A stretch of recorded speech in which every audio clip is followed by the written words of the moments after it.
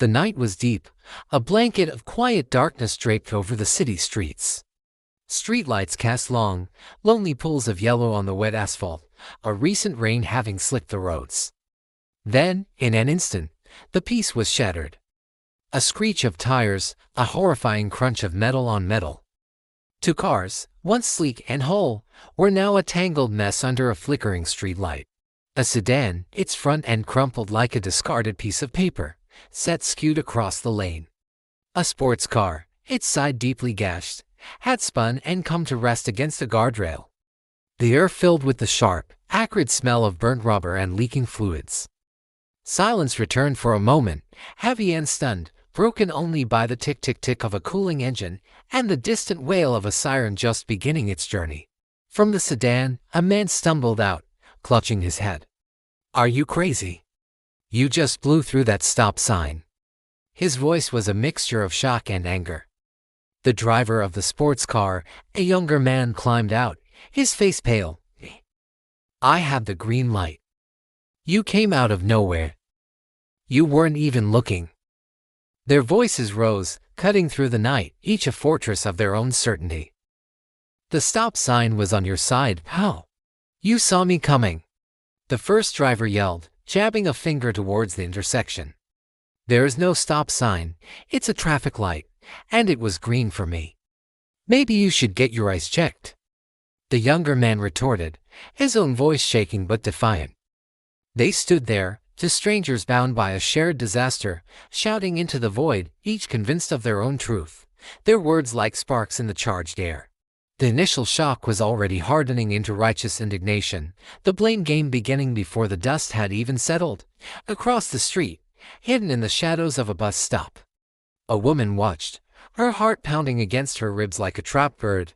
Her name was Sarah. She had seen it all, the whole terrifying, split-second ballet of disaster. She saw the sports car, music thumping, accelerating to catch the yellow light just as it turned red. She saw the sedan, pulling out cautiously, legally, from the side street. She held the truth in her mind, a crystal-clear image of the event. But as she watched the two men argue, a cold fear began to seep into her. One of them looked intimidating. The way he carried himself, the anger in his eyes. The other looked wealthy, the kind of person who could afford lawyers who twist words until they mean nothing. She clutched her phone, her thumb hovering over the call button for the police. What should she do? If she spoke up, she'd have to give a statement. She'd have to go to court, maybe. She'd have to face them, face their lawyers. They'd try to trip her up, make her look like a liar. What if they came after her? It was a dark thought, but in that moment, it felt terrifyingly real. It would be so much easier to just melt away, to slip back into the anonymity of the night, leaving them to their fight. Who was she, anyway? Just one person. Would her voice even matter? The pressure felt immense, a physical weight pushing down on her. The desire to stay safe, to stay uninvolved, was a powerful current pulling her away. She took a half step back, deeper into the shadows. Silence was so much easier. Silence was safe. But then, she looked at the crumpled sedan. She imagined a family inside. She thought about what was right. Not what was easy, but what was right. Her grandmother's voice echoed in her memory, a gentle but firm reminder from her childhood. The truth is the truth, Sarah, even if no one believes it. And a lie is a lie, even if everyone believes it. Her heart was still pounding, but now it was for a different reason. It was the drumbeat of conviction. She couldn't let an innocent person take the fall. She couldn't let a lie win just because it was shouted louder. The fear was still there, a cold knot in her stomach, but a new feeling was rising to meet it, courage. It wasn't a loud, flashy courage, but a quiet, steady resolve. The resolve to do the right thing, no matter how scary it felt. As the first police car pulled up, its blue and red lights painting the scene in stark, flashing colors, Sarah stepped out of the shadows. She took a deep breath, the damp night air steadying her nerves, and walked towards the officer. "Excuse me, officer," she said, her voice trembling slightly but clear. I saw what happened. The two drivers stopped arguing, their heads snapping in her direction. The officer turned to her, a notepad in his hand. Okay. Ma'am, can you tell me what you saw? Sarah looked from the officer to the two men. Their intimidating glare, the wealthy condescension, it was all there. But it didn't matter anymore. She had the truth, and the truth had power. Yes, she began, her voice growing stronger with every word. I was standing right there. The sports car, she pointed, ran the red light. The sedan had the right of way.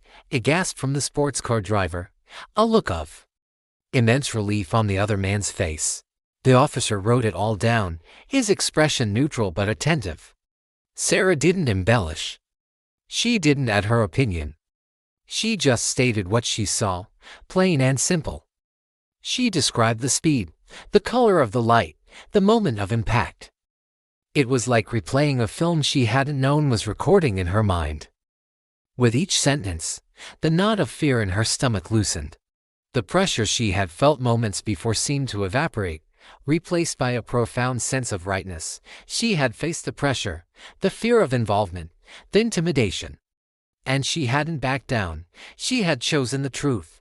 In that moment, under the flashing lights of a roadside accident, a simple but powerful lesson was illuminated. Truth can be heavy. It can be inconvenient. It can be scary to carry. People will try to bury it, twist it, or shout it down. But it has a resilience that lies can never match. It can withstand pressure. It can survive intimidation. All it needs is a voice. One person, willing to step out of the shadows and speak. Because in the end, no matter how much chaos and confusion surrounds it, the truth endures. Thank you for watching. Real stories like this show us the power of courage in our everyday lives. If you believe in the power of truth, follow Moral Compass 01 for more real stories and real lessons. Subscribe for more content that inspires and makes you think. We'll see you in the next video.